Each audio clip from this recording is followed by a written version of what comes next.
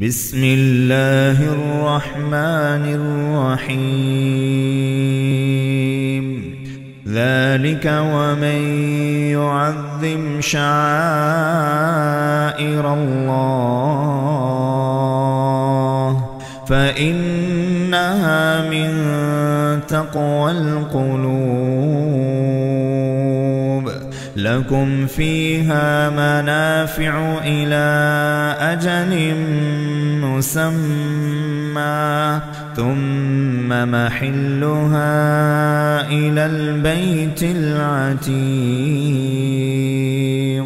ولكل أمة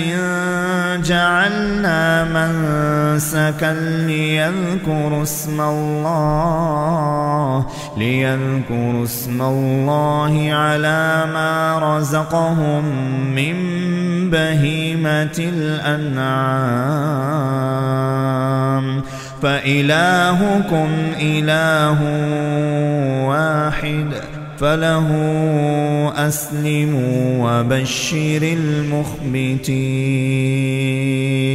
الذين إذا ذكر الله وجلت قلوبهم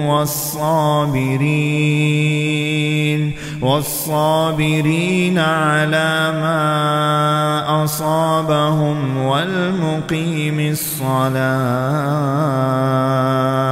ومما رزقناهم ينفقون والبدن جعلناها لكم من شعائر الله لكم فيها خير فاذكروا اسم الله عليها صواف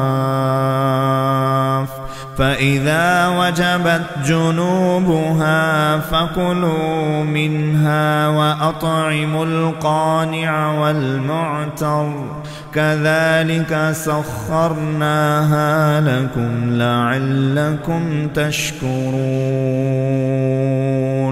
لن